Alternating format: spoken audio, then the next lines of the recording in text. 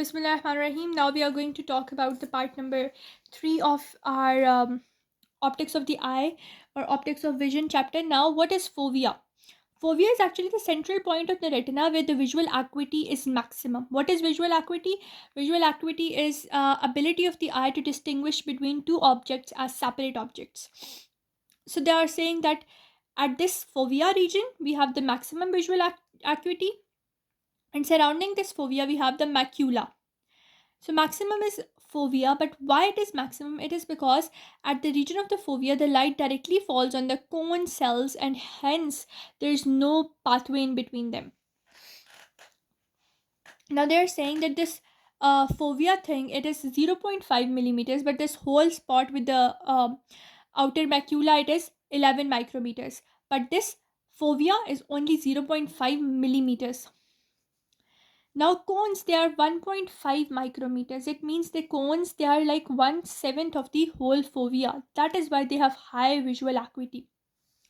Now the distance of our eye in which it can the distance in which I can distinguish two objects as separate objects is that they should be separated by a distance of 2 micrometers or 25 seconds of arc. For example, if the first light is entering the eye at 1 second, the second must be enter the eye at 25 seconds. There should be a difference of 25 seconds between them for the eye to differentiate them as separate objects.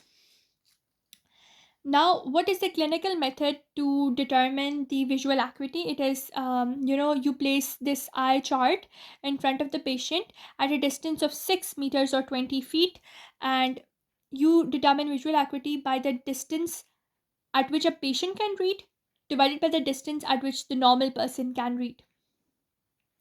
For example, if a patient can read at a distance of 20, which a normal person can read at a distance of 200, so this is the visual acuity of such a patient.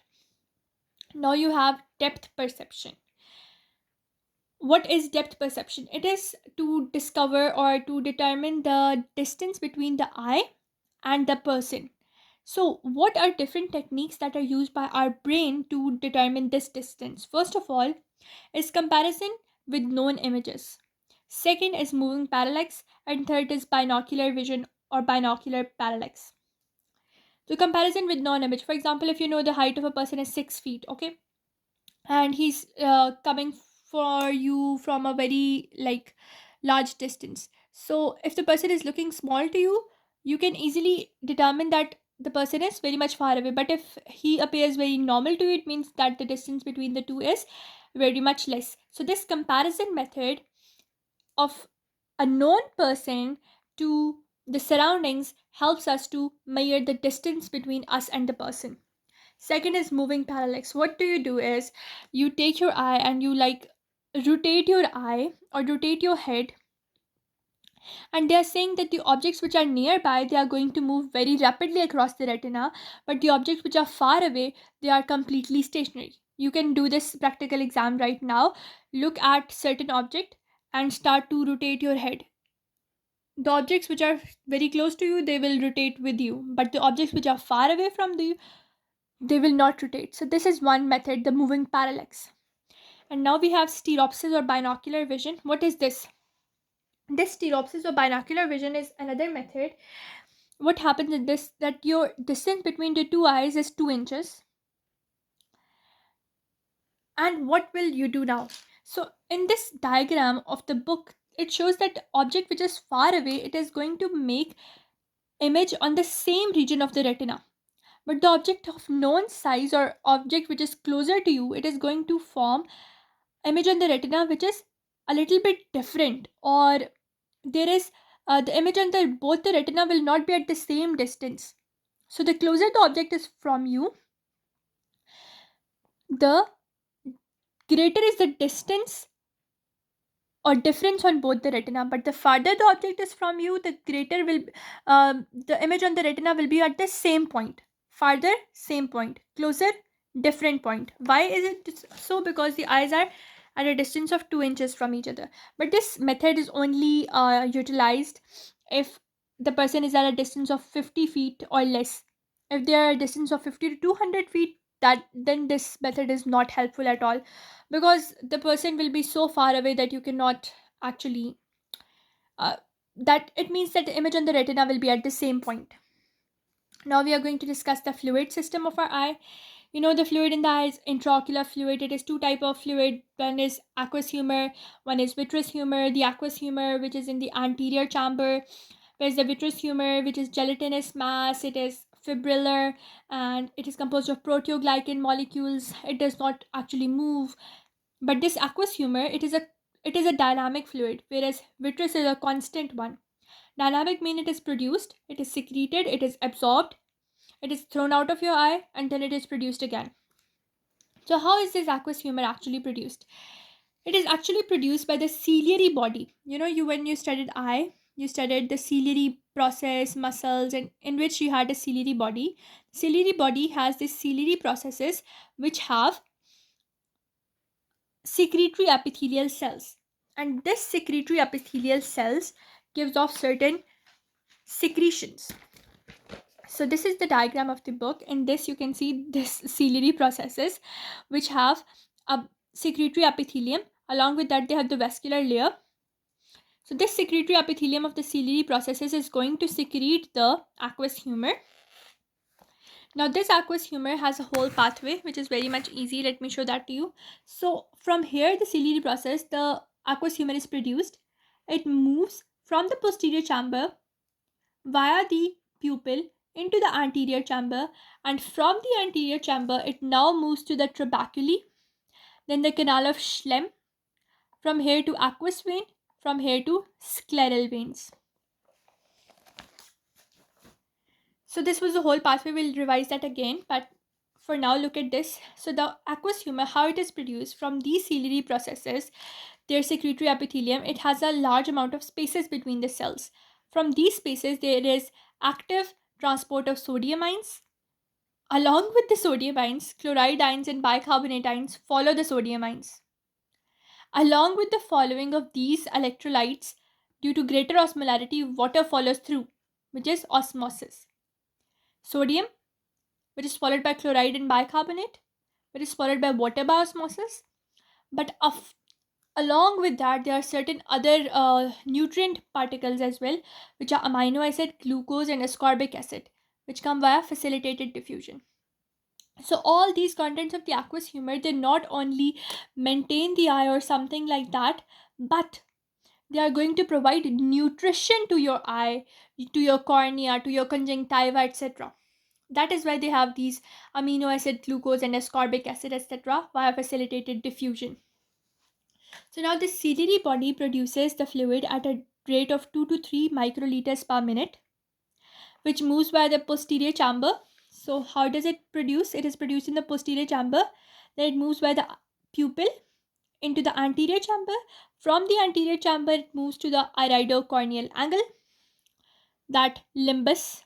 It moves to the limbus. From the limbus, it moves into the trabeculae. From the trabeculae, we have a canal of Schlemm. And from the Schlemm canal, we have aqueous vein to the scleral vein, and this is the whole pathway of your aqueous humor. And the point where the obstruction can take place, this point, that is the trabeculae, it does not allow, sometimes the trabeculae is so much filled up with debris that it does not allow the aqueous humor to move from this limbus into this canal of Schlemm. Now you sometimes you can also they can also ask you what is the canal of Schlemm. So it is a thin walled vein actually. So it is actually a vein which has very thin walls, and it is present around the cornea like this, around the eye. It is present around the eye hole circumferentially, and its endothelial membrane it very much porous, and this porous membrane allows large protein molecules and small particulate matter like red blood cells to pass through. So canal of Schlemm, it is a vein which is present around the eye with large number of pores, and through the pores large protein molecules and red blood cells can pass through. Now we are going to talk about the intraocular pressure. This whole intraocular fluid that was being produced at rate of 2 to 3 microliters per minute, it exerts a pressure. The pressure is of 15 millimeters of mercury, range is about 12 to 20. Now, how do you measure this intraocular pressure? You measure this pressure by a device which is known as the tonometer. First of all, you're going to like anesthetize your eye. After that, what are you going to do? You're going to put this tonometer onto your eye, and you're going to push the central plunger inside. And when the central plunger is pushed inside, there's certain displacement which is recorded on a scale, and that displacement helps us to determine intraocular pressure. Now they tell you that how do you regulate the intraocular pressure? They are saying that 2 millimeters, 2 microliters is produced per day, and this 2 microliters moves out of your eye, or it is absorbed, or something like that. So this is how your intraocular pressure is regulated and maintained at 15 millimeters. How is it done? So by removal of that 2 microliter that is produced per day. But if there is certain sort of mm, infection, or the trabecular places, as I told you, they are filled with debris, what will happen? There will be accumulation in the trabecular spaces, and that is going to allow the fluid to accumulate in your eye and increase the intraocular pressure. But there is some natural mechanism of the eye that prevents this to happen. What is this? That the trabecular plates, they have a large number of phagocytic cells. Along with that, your iris and the surfaces behind the iris, that is your posterior chamber, it also has a large number of phagocytic proteins which produce a clear type of your aqueous humor. This is how your eye naturally cleans your debris inside the aqueous humor, to prevent the aqueous humor to accumulate inside the eye or increase the intraocular pressure. But if due to certain diseases, due to certain type of like acute eye inflammation or chronic fibrous type of occlusion of trabecular spaces, if the trabecular spaces are blocked, what will happen? Your intraocular fluid will increase. Hence, your intraocular pressure will increase. Hence, what will happen? The fluid is not going out. The optic nerve, it is not receiving that type of nutrition, because I told you this intraocular fluid was responsible for nutrition as well, because it had the amino acids, the glucose, etc.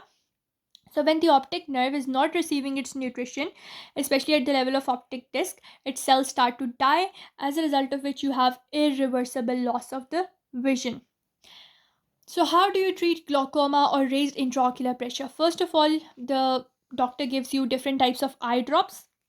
Eye drop contain a drug which is going to diffuse into the eyeball. It is going to either reduce the secretion of the aqueous humor or increase its absorption. So this eye drops contain drug which reduce secretion or increase absorption. But if this drug therapy fails, what are you going to do? You're going to do operative procedure, in which now you are going to open up the trabecular spaces, make channels within the trabecular spaces to allow the fluid to move out of your eye via the subconjunctival places, and hence reduce the intraocular pressure. So this was whole mechanism of the optics of eye and vision. I hope you understood each and everything. We will meet inshallah in a next video. Till now we are done with each and everything related to your eye, your diseases, and everything. If you like my channel, if you like how I teach, if you like my notes, please like, share, and subscribe. And Allah Hafiz.